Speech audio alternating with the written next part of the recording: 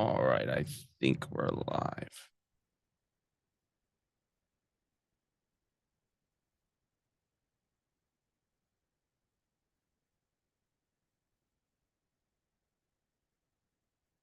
Oh, flood warning. That's not good. Hope you're safe, Guillermo. They're under a flood warning. So, yeah, where are you at?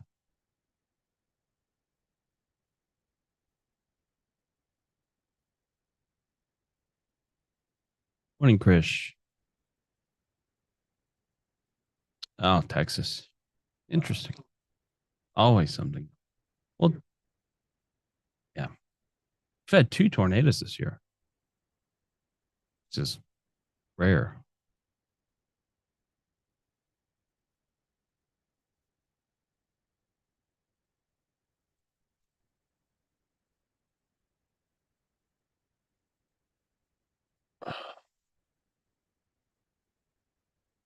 We are above the VWAP again.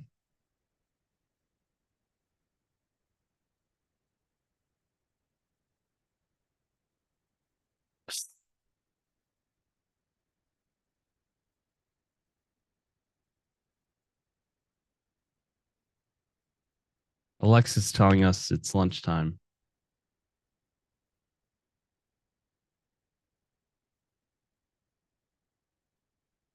It's coming in hot.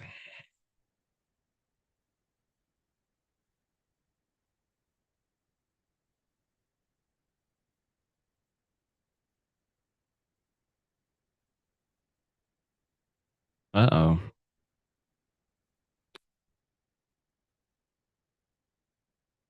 There we go. I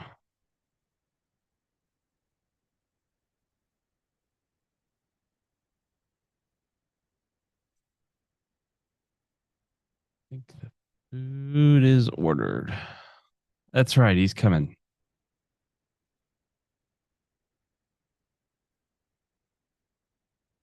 Hey, Ken. Morning, Nina. That's funny, Carlos. We do. We do. All right.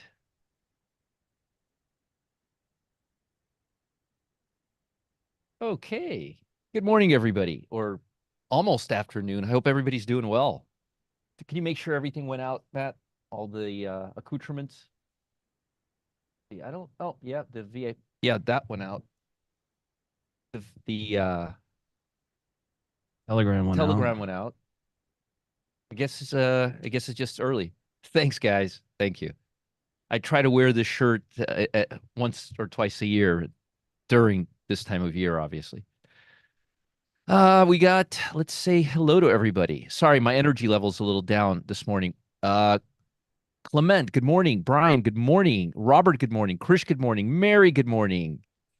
Michael, Kurt, Ken B. Oh, Ken is great.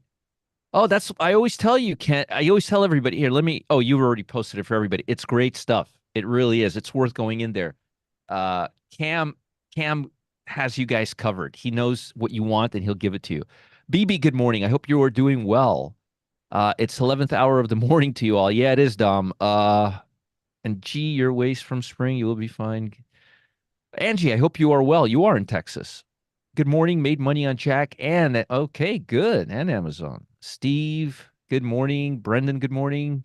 Dave, good morning. Robert, good morning. Gaston, how are you? Raj, Henry, Cyrus. I think we covered everybody. All right. Let's give the room another 2 minutes to fill up. Meanwhile, I will share my screen. As far as Fed data is concerned, very, very quickly, I think factory orders came in right on par. Nothing had no movement to the market whatsoever. Um, the jobless claims, I'll just talk about it because people talk about it, but there really is no reason to talk about it. There hasn't been a reason to talk about it for 2 years. It's literally been stuck. I think if they forgot to update this number for the next 3 years, nothing would have changed. Yeah, don't do the strangle, Gaston. It's just when the implied. It's not because I don't respect the move. I think the move will happen, but how much of that will be reflected in the price of the option that hasn't been reflected already? That's the problem, you see. Take the percentage move and look at the support and resistance level and extrapolate those levels based on the move. And you, for example, let me give you an example, okay? So back to this real quick, and I'll talk about what Gaston is saying. And I'll actually do an example. I'll show you an example, okay? All right. Angie, good morning. So 210,000 as expected. Productivity and cost doesn't really matter. International trades in goods and services, 60 billion, which isn't really all that bad. It's actually I mean it's not that bad in light of what we're seeing in other parts of the world. That's all I'll really say there. Ariana, good morning to you too. Patrick, yes, it is. Yes. Yes. I would prefer you wouldn't talk about trades that were currently open in other programs in this room. If you guys could do that, I would appreciate it. Granted, nobody knows what strikes we're talking about, but just send me an email. Because what happens is if somebody's in that program, they're going to say to themselves, what did I need to get into that for? Roger just gives the trades out here, and we don't want to do that. No problem. It's all good. It's not a big deal. It's not a big deal because you didn't give out the strike prices, so it doesn't really make any difference. It's a different type of trade. Okay. Good morning, David. I hope you're doing well. And it's 11:05. It's time to begin. So broadly speaking, the news this morning had not really had any major impact on stocks one way or the other, which is a good thing. We can allow earnings to really show their hand. Well, problem with earnings is earnings cause a lot of volatility. When you have a lot of volatility, you have a lot of volatility in the market. I'm not going to spend 15 minutes talking about it. I already talked about it this morning, but if you guys don't, you should have this indicator. And I'm going to show you on Bart. Am I sharing my screen, Matt? Yeah. Okay. Bar chart. Cool. MGM. Yeah. That's something I definitely want to talk about today. And actually, that's all, Marshall, what you're talking about all falls into the conversation I wanted to have about Coinbase. They all tie in together. Okay. So I'll talk about it. To what extent do earnings mask the usual market moves? Oh, Ken, they completely destroy the regular market moves. They remember something. Largely markets are random. News is not random. Theoretically, quotes. Definitely Bargain Hunter needs a good trade. 912. They all need a good trade.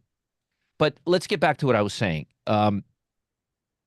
Markets are predominantly random. If markets are predominantly random, then they're not. But let's just say hypothetically they are. Then the only real time of movements is during earnings, right? So, but I think if markets are random, I think it wouldn't be that. I don't think reading it with the success rate that we have would be possible. And I think anybody who's a mathematician would 1000% agree with me. There are certain things that are within probabilities, and there are just certain things that are not within probabilities. And you can't get over thousands of trades a win rate or something like our also. I mean, look at this move right here. There's nothing random about this right here. The key is to identify. Ken says I could prove it. I'm sure you can. You're a post PhD in math. But the truth of the matter is, what we add to the market, That's right, Steve. What we add to the market, the volume, the sectors, all that takes us away from random and just gives us that little bit of an edge. When you combine all these things together, you get a really big edge. And if you guys haven't seen it yet over the last 6-7 months that I've been demonstrating it on a day-to-day basis, then So, let me just first talk a little bit about the market. Let me talk about the structure. So what I said this morning was this: when you have an indicator, I want you guys to take this indicator, especially right now when markets are volatile. It's called the ATR indicator. I have it on 10. If you want to use the standard setting that if you don't do anything to it, just use the ATR indicator, it's going to come to 14. I like 10. If you want to use 14, your numbers are going to be 3% less than mine. I mean, it's not going to be a big deal at all. Yeah. Yeah. I'll talk about that. Marshall reminded me. I'm going to talk about that. I will talk about that. Okay. So I will spend some time on that. So please have this indicator. Use this indicator. Now, do you always have to have it? No. If you're a professional trader, do you need to have it? No. But if you're starting out, you should have this indicator. Why? Well, let me show you very, very quickly. For those of you who were not here this morning, it's just a very quick. And if you were here this morning, then let this be just a little reminder. Look at volatility on the SPY as we trend gently, and look at volatility as we go sideways. It goes out of hand. All this has to do, all this is going towards that discussion that we're going to have about options versus. Believe it or not, we're talking about it right now, Louis. So you see how high the volatility is. Well, there's a couple of things you need to pay attention to here. The first thing is what I said this morning. Claire, I use the daily chart about 80% of the time for everything I do. For ATR, you definitely want to use the daily chart. Okay. So, oh yeah. So look at the ATR, look at volatility. Volatility was $4, okay, over a 10-day period on average. Good for you, Cyrus. And volatility is now $7. We went from, and I'm being extreme, I'm showing you a low point and a high point, but my point is look how volatility fluctuates, okay? So this is really good to have to give you a perspective. What perspective could I be talking about? Well, let me give you an example, okay? Let's say hypothetically, you want to go on a boat, okay? And the captain tells you, this is the best boat. This is the most expensive boat in the world. This boat has the best engine, the best this, the best this, the best that, the best that. And you go on a boat and the waves are 10 feet tall. You're probably going to feel it, right? No matter how good the boat is. Change the boat for stock. So the boat is the stock. The water, the ocean, is the market. If you have the best boat in the world, literally, but you have a 1,000-foot wave going on top of you, how good is your boat really going to be?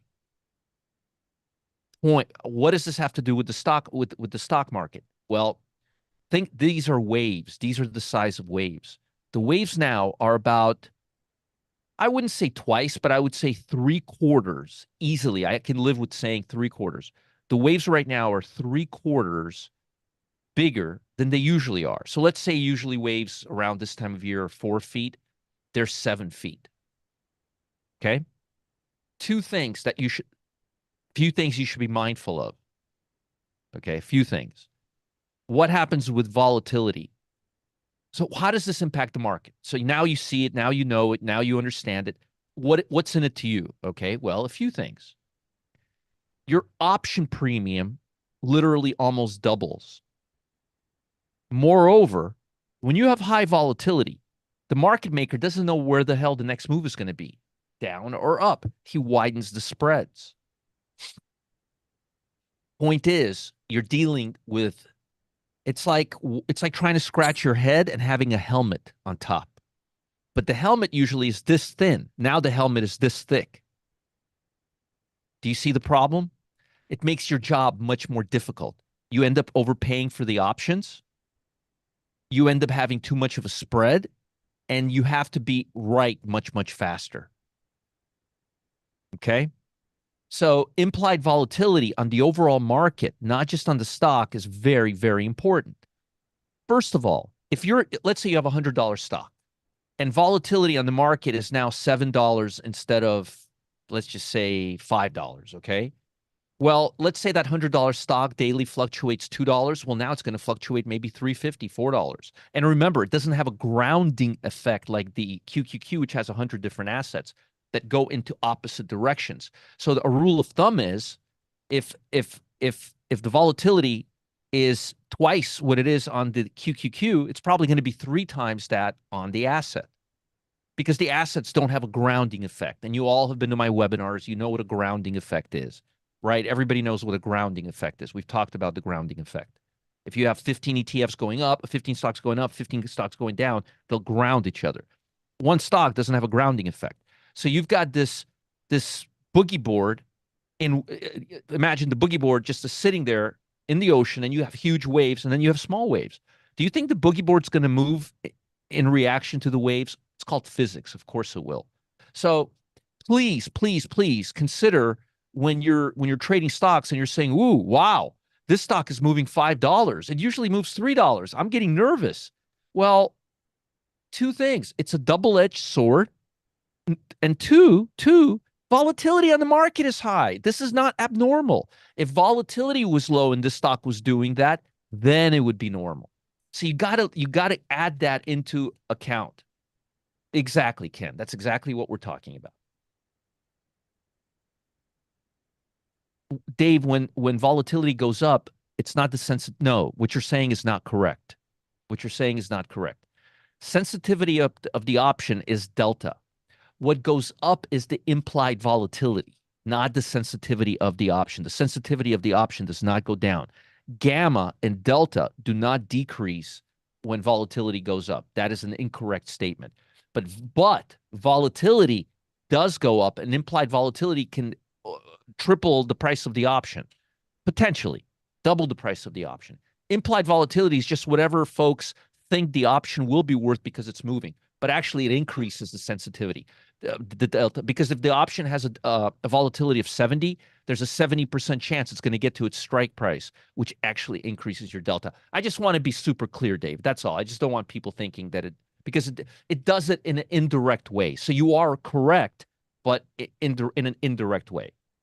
So what is in it for you? Well, your options are going to be much more expensive when volatility is high. You should be thinking about credit spreads, weekly cash flow, not you shouldn't be thinking buying options. You should be or conversely, implied volatility is high.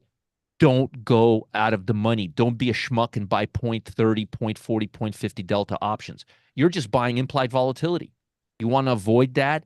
Go in the money. Do what Uncle Roger tells you to do and buy 0.70 delta. Take care, Ken. Watch the replay. It's going to be a good one. Hey, Ken. So my point here is you guys asked the question when you should buy options, when you shouldn't be buying options, when you should be trading the underlying. The more volatility goes up on the market, ATR, the less you should be buying options, or you should be buying options that are deeper in the money. Okay?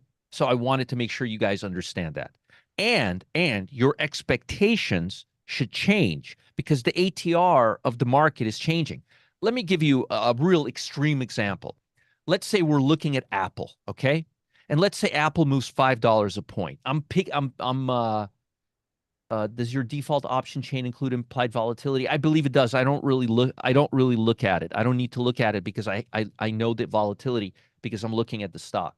And it doesn't matter as much to me, Michael, because I'm picking stocks that are in the money. Okay, all right, I'm going to teach you guys something really, really cool. Can you give Tony the YouTube link? So check this out, Michael. Let me teach you guys something really, really cool. You're going to have an aha moment right now, okay? So look, let me show you something. This is the option right here. See how you can't see the whole yellow pad? I'm going up and down. This is in the money, out of the money. Anything below the pad is in the money, okay? Anything above the pad is out of the money, okay? Let's say implied volatility goes high, but the option is only has this much premium out of the money. This is the only portion that's going to be subject to implied volatility. Now, look, here's an out of the money option. This is the entire part that's going to be subject to implied volatility. So how do you escape implied volatility? You go in the money of the option. Did you guys understand what I just said? Did it make sense?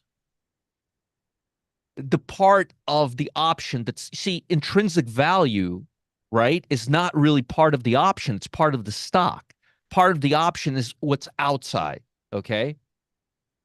Okay. So The deeper you go in the money, the more you're okay. All right. To give you a good example, let's say it's windy outside, right? Really windy.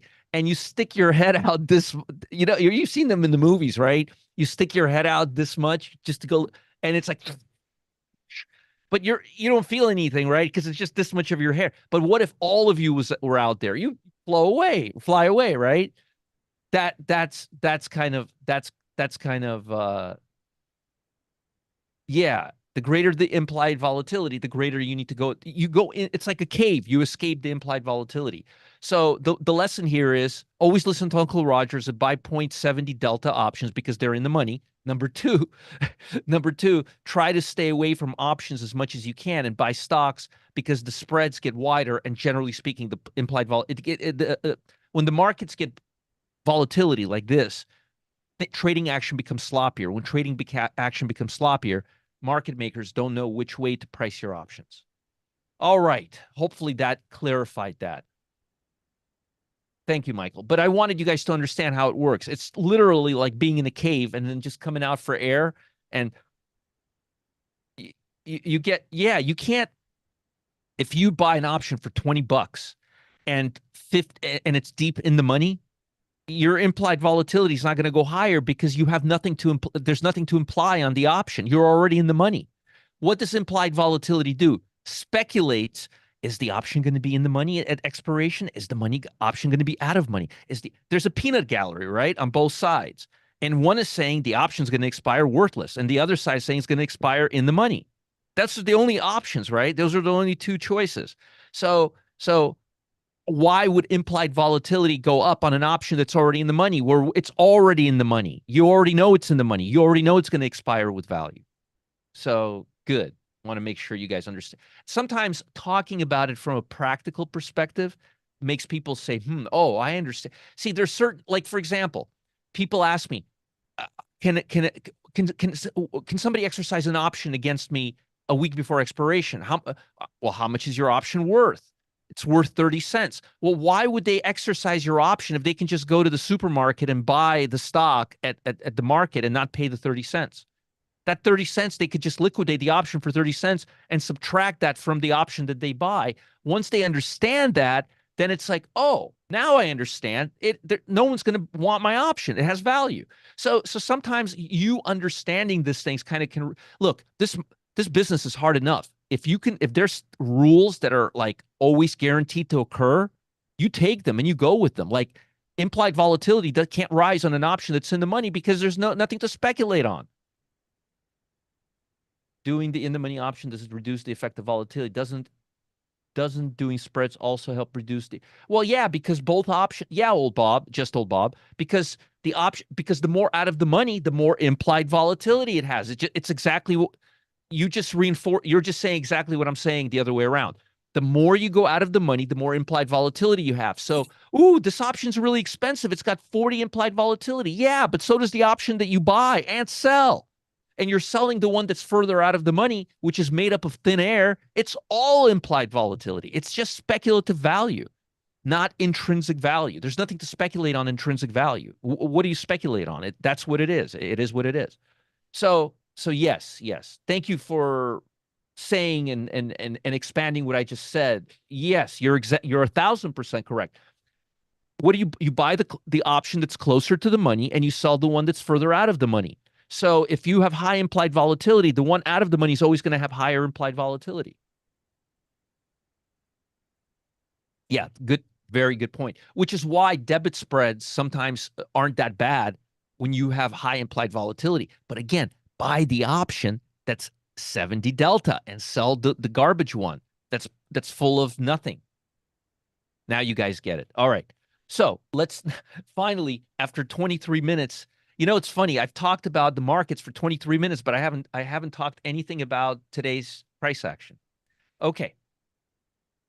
Oh, see, I had a low energy when I got here, and now I'm totally energized. Remember I tell you guys really energize me? I'm very energized right now. Tomorrow is 24 years since I met my wife, since we went on our first date. 24 years. So we're going to South Carolina. We've never been to Charleston. We're going there for uh, Saturday and Sunday. So it's going to be a busy weekend.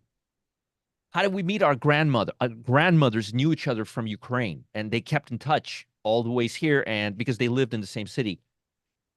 See you later, T-Boss. And my wife and I, we both got out of law school, and she wanted to move here to take care of her grandmother. She was getting really old. She was about 85, and uh, she wanted to move here. I was here. We got together, and the rest, as they say, is history. Thank you, Hannah. 24 years since our first date. Yeah, she literally just got out of law school, like 2 weeks out of law school, and I got out of law school 2 years earlier. So, and I already had just started my brokerage firm. I started my brokerage firm like a month before I met her, 24 years ago. So I will be here tomorrow, but after work, I'm leaving. 53 years. Wow. That's my parents are 54 years. Anyhow, let's get back into the lesson today. So, let's talk about the bigger picture. Let's step back a little bit. Yeah, there you go, Don. Cool. So, we're between the one what's that word? I called that. We're kind of uh pinched. Pinched would be a good word for it. We're pinched between the 50-day and the 100-day. Typically, when we're at these levels, the market just kind of gyrates back and forth, which is exactly what we're seeing right now. The only difference between what we're seeing right now and what we usually see is typically markets tend to exhibit more volatility when they trend than when they consolidate. And right now they're clearly trying to find a bottom. I'm very encouraged by the fact that the market really bounced hard off of this level today because it kind of took out the low by a hair, triggered a bunch of sells, and then kind of went up. And I like that. That's really, really good. Um, for the foreseeable future, the FOMC didn't do it. Maybe tomorrow's report will, probably not. I don't know, depending on what it is, but we will stay in this range, which means we're probably, now this is the part you need to hear. Was the last minute movement in the market? What do you think was the last minute movement in the market yesterday? I have no idea, Gaston. I don't even, and I don't really know why it's that really that relevant, but maybe you can tell us. What do I think was the last minute movement in the market yesterday? I don't know. I wasn't paying attention. I don't really look at the movement of the market, the last minute of the market, but for whatever reason. I look and see how it did in the last hour, usually the last hour or last half hour. I will. I'll talk about this part in a minute, but let me talk about the daily first. You guys all want to talk about the bar. I want to talk about the neighborhood and whether the bar is in a safe neighborhood and whether how long it's going to take us to get there and get back home from the bar. Let's talk about the bigger picture, okay? So there's a lot going on here. So, um, a few things. I liked how we bounced below and came right up. That was a very good sign. I like how we're still above the VWAP. That says that buyers are definitely interested. And this, by the way, also yesterday showed that intraday showed that buyers were interested. Gaston, we finished yesterday right here, by the way, since you're asking. Right here. Here's yesterday's last breath right here. Took us right back into this range, the 550 range that we've been talking about all the time. Yeah, just digesting. I almost said diarrhea, but yeah, digesting Powell. I thought of Powell, and the first thing that came to my mouth was diarrhea. That's not good. Uh, right, we seem to be digesting this data, but that the market is loving this 510 to 500 area. It can't make that up if you try. So for the foreseeable future, I think we're going to create a base. One other thing that I keep trying to say that I haven't said yet is I like how the highs are getting higher here. That is a good sign. Hopefully I won't jinx myself and we'll come right back down. The lines on VWAP are probably two standard deviation. No, they're not. These are just moving averages. These are the 5-day, the 3-day, and the 8-day moving average. Exponential, and this is the VWAP for today right here. And we're literally sitting right at the VWAP. And we're not seeing a lot of movement today at all. So here's the problem. Markets are doing this. So what does that mean for stocks? So Roger, there's a lot of volatility. I could just see people thinking this. Roger, there's a lot of volatility. Why aren't we having trades left and right in the trading pit? Let me show you why. We're full of lessons today. What happens when markets are doing this and are not breaking out one way or the other? Let me show you what happens. The number of stocks making 90-day lows decreases. The number of stocks making 90-day highs decreases. We don't have a lot of stocks that are directional. Most of the stocks are doing what the market's doing. Remember, first rule of trading, market first, market first, market first, like real estate. What's the first rule of real estate? Location, location, location. Same thing with market. If the market decides the market's doing this, so what are 90% of stocks doing? Doing this. Can we make money when markets are doing this? No, not unless we're selling credit spreads, which we are in one program only. So the point is, when markets don't have a lot of directional bias, when markets don't have a lot of directional bias, it puts us in a position where we have a lot of false breakouts. And when we have a lot of false breakouts, you know what happens? We get suckered in. And why would I want to expose you to that? That would be foolish of me, right? So yes, volatility is beautiful. I love volatility when it's directional. But when it's just non-directional, doesn't happen very often and doesn't happen very much. And we're still very far from August.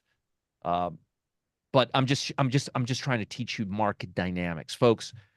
All this stuff that I'm talking about, it's so much more important than where your RSI indicator is and where your moving average oscillator or what's your favorite indicator to use. Learn market structure, learn dynamics, learn the important stuff, the stuff that I'm trying to teach you right now, the real big stuff. Let me go back to my chart. Positioning of the market, ATR, volatility, that will get you far. Roger, my position is going against me. Usually it's against us $1. It's down against us $3. Well, yeah, ATR is like, it's, look at this price action yesterday. Of course. Of course. Take everything into account with the market. That's what you have me for, Jolo. Okay. But you guys understand what I'm saying. I think it could potentially have a major impact on the market. Yeah, it could potentially have. It's not where it was before Powell, Ben. It was up here. Uh, when Powell finished, it was over here, and then it just fell apart. We recovered about half of that.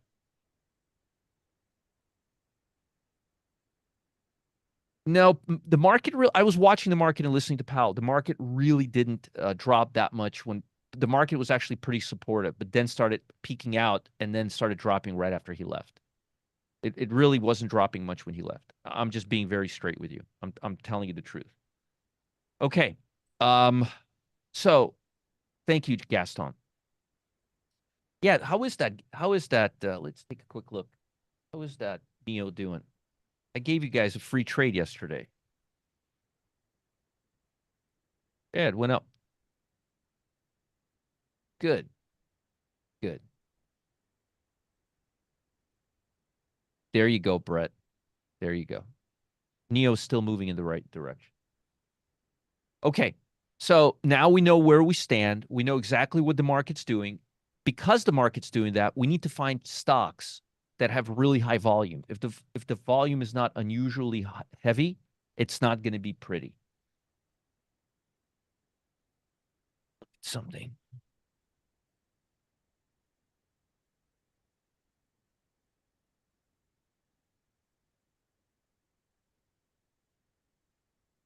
I'll tell you something that I don't like right now.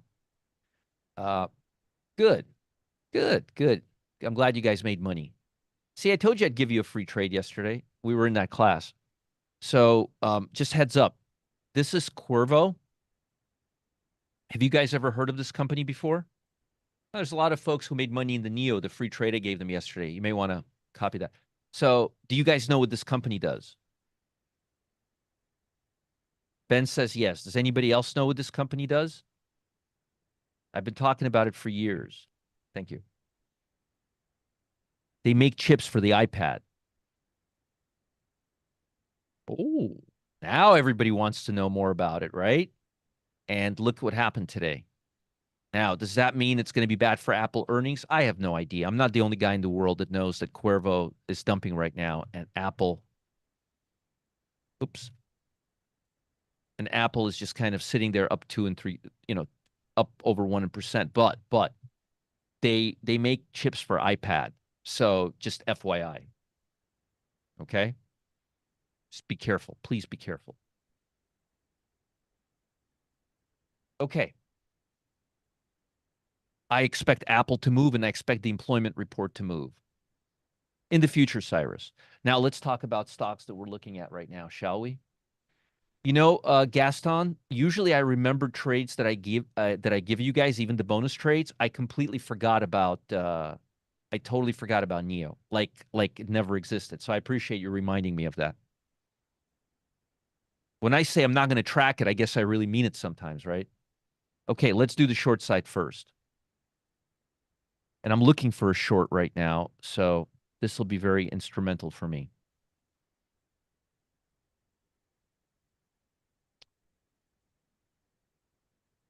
How do you get ticker, sector? You get ticker and sector on your chart. Ticker and sector. David, send me an email so I know exactly what you're talking about, or send one to Matt. Okay. Logan, ask me when I'm done with my spiel. Wolfspeed broke outside of this range. Coming down, I would put my stop right above the range, about 28.90. It's quite a bit. Or, excuse me, you could go right here, right about there. Yeah, but go inside the range, about 25.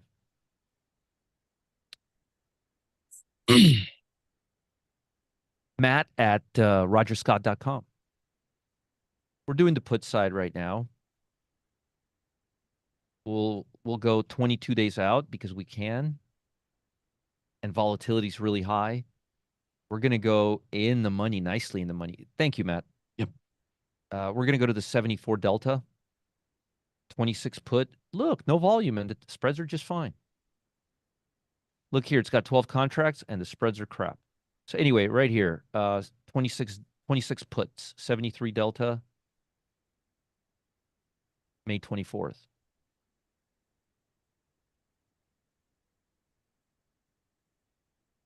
Zillow Group. Also, right here, about probably, how about 42-ish? Grab all the Neo ones, Matt, would you?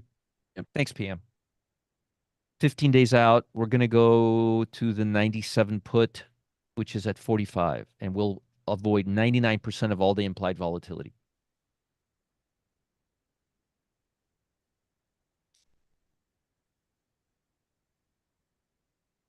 They have higher than average volume, and most of them are in the gap, which means they had earnings, which means they are in a higher than average volume. Yes, Richie. Also, you have a tool called the Pro Trader Dashboard. Most of you can tell you what the percentage of average daily volume is. And I've also given you a little tool called Volume Buzz, which does that too. So I've given you tools. I've given you the tools. For those who are in my programs, have the tools. You have the goodies. Claire, moving averages sometime that's not a good question. Are they less effective? They're about as effective as they always are. They're only effective to tell you what happened in the past and where longer term support areas are. They're no more effective or less effective. Nice, BB. Good. I wanted to wait yesterday all the way till the end, and I did, and I gave you that trade. A calm. I like the stock. I was looking at the stock. I still may do something with this stock potentially. About a 103, maybe mid 103s. Give it a little room. That's the other. That's the other thing I forgot to mention. No, I didn't forget to mention it. when when when ATR is higher, you have to give the stock a little more breathing room. In case I didn't give you a put, here, one second. One second.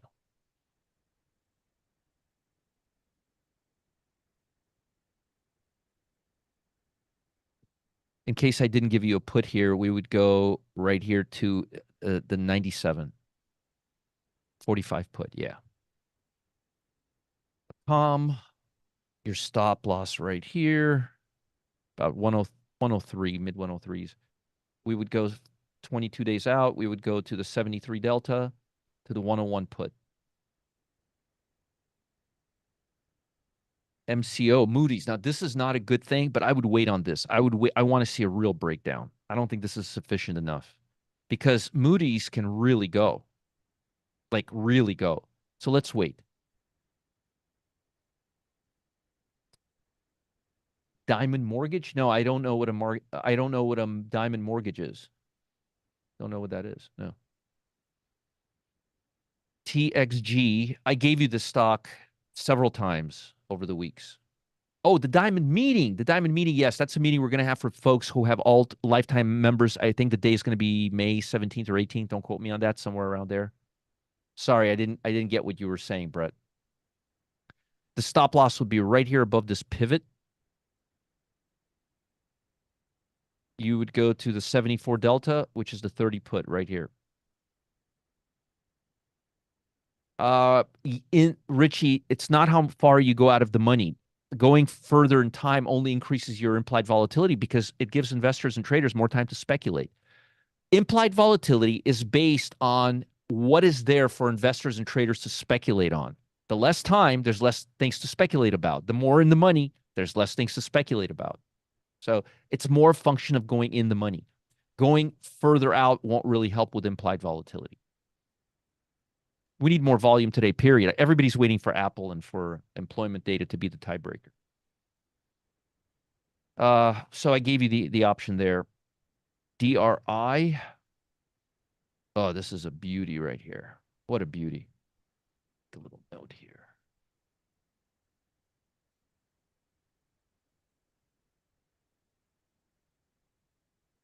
$16. Thank you. Thank you for that. I appreciate that, RV. Thank you. 16th. I was off. Not 17th, not 18th, 16th. The stop would go right here at about 154, 155. We'd go about 92 delta to about 155 put. And yeah, you're going in the money, but it's better than spending 150 bucks, right? Sometimes you got to take one for the team and go in the money. If this doesn't do anything next couple of days, you don't want to be in it. You want instant gratification. JBL, you would put a stop right here at about the 119 level.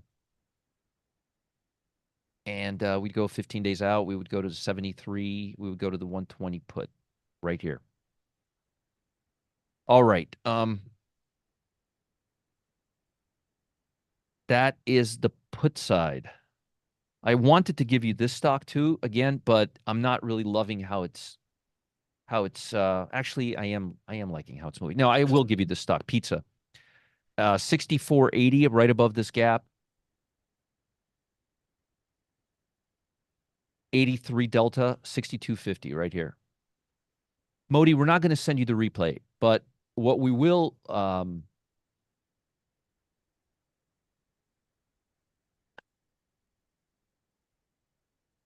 Matthew, hold on. Matthew, do me a favor. I know you post this to host and panelists, but if you have a question about a trade, I've asked people nicely. If you have a question about an existing trade we are in any service, please send me an email. You got that, Matthew?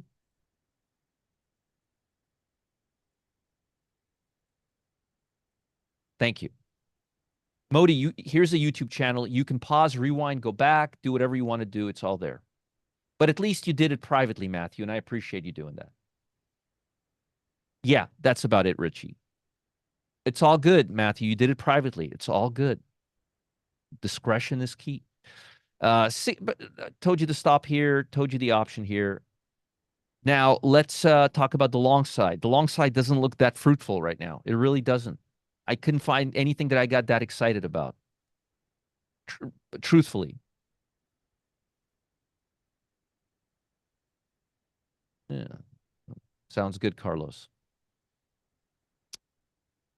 HAE, 90 would be the stop loss. We would go to the call side, 72 delta, 90 calls right here.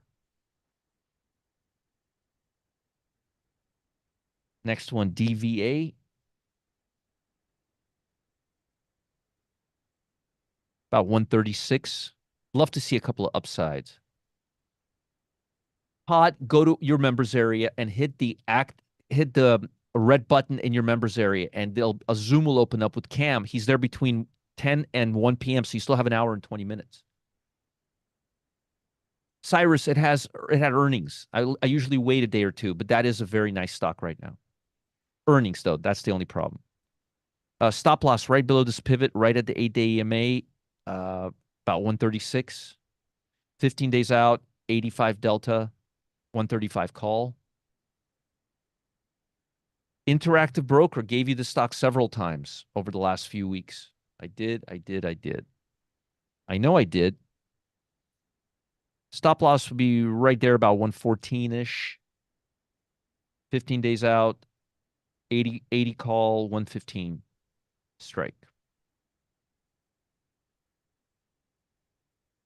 Now, um, I have several consumer staple stocks breaking out, including Coca-Cola, Procter and Gamble, and Campbell Soup. Now,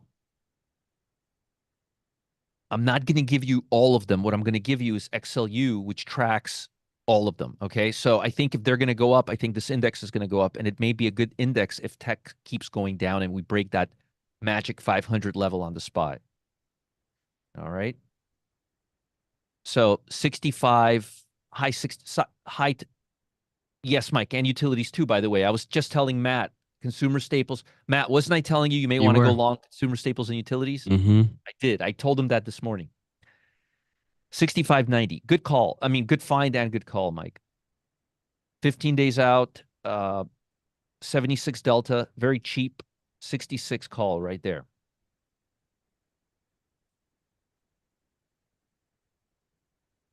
Yeah, let me right here.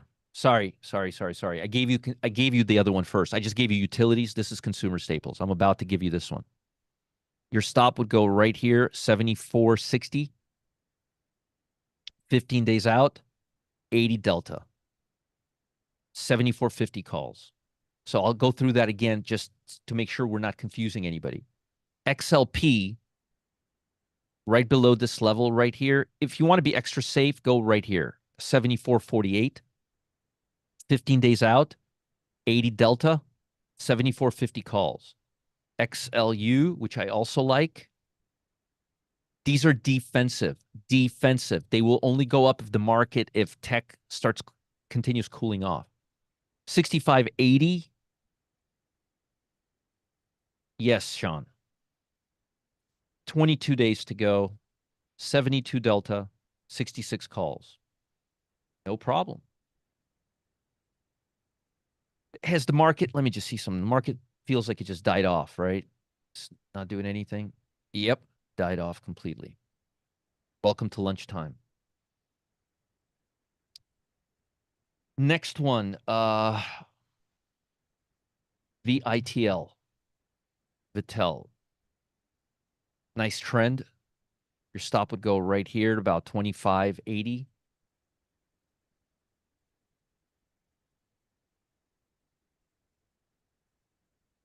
$15 days out.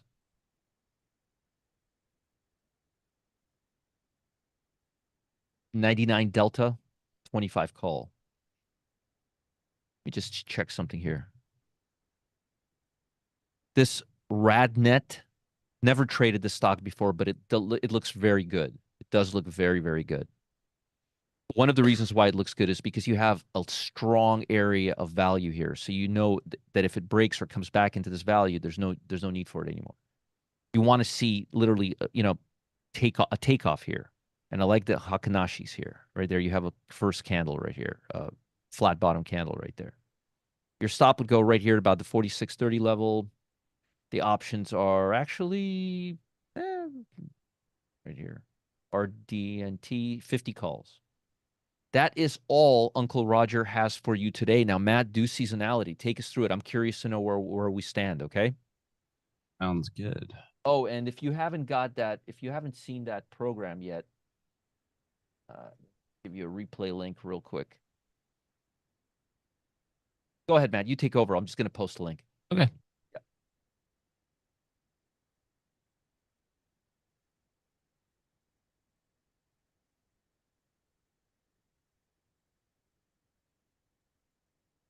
If I could find it, right?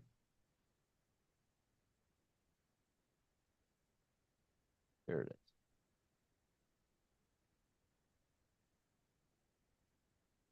Yeah, we sold the majority. From what I understand, we were, I had that class yesterday where I gave you that Neo trade. Carlos, I just said the ATR sector love see how they cross each other. Yeah, good, Carlos. Use the chat next time. Oh, I'm going to be here tomorrow. I'll be here tomorrow, and don't go anywhere. Matt's going to do a seasonality, but I think there's just literally a couple of spots left. They got a lot of applications and a lot of people interested for this. But if you're interested, there it is. That's the replay. That's where I gave the that Neo trade yesterday. Okay. All right, Matt, do your thing. Here is seasonality to the long side for today. A second.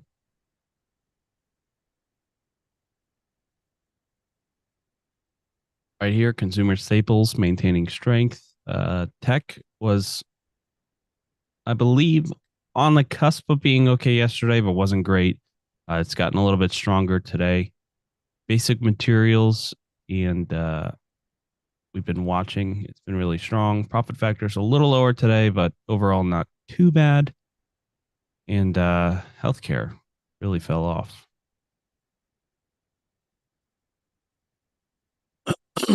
On the short side,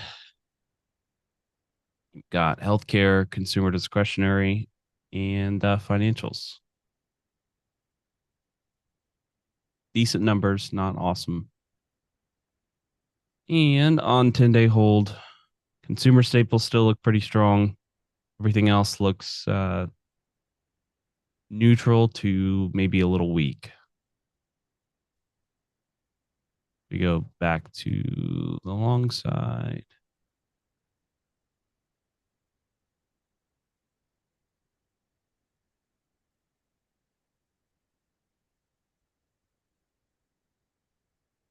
The number is 189, so we're getting even smaller there.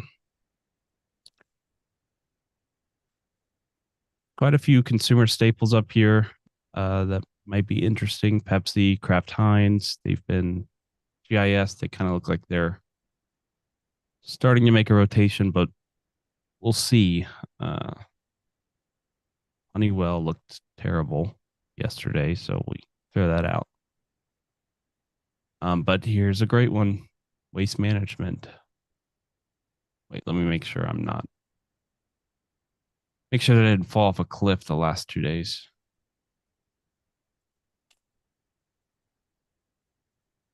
A little bit of a cliff, not too bad. I like waste management. Seasonality strong. Earning, yeah, no effect from earnings. So probably looks like a good buy. I don't love that it's under the 50-day moving average, but could spring right back up. Options are tight. You can do the May 17th. You can do the 205s. Aren't too bad. Spread's 30 cents though, so just work the order. Lulu's seasonality, I'll tell you.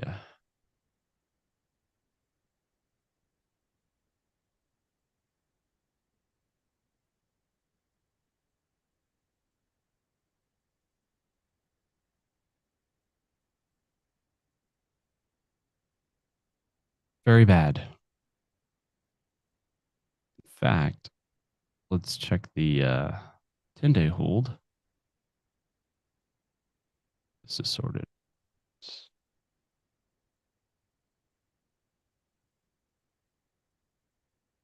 And it's also even worse. It's a very bearish time for Lululemon. Hopefully, that answered your question, Rishi.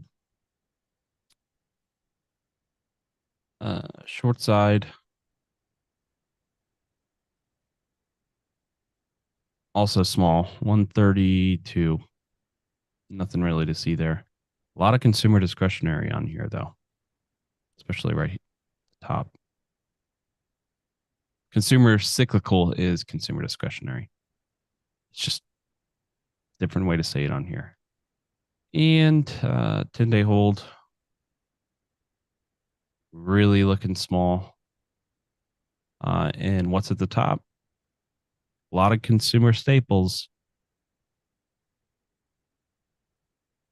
A lot. If we sort it by the sector,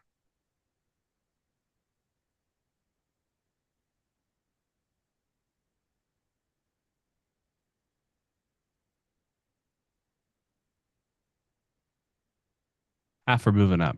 That's pretty good.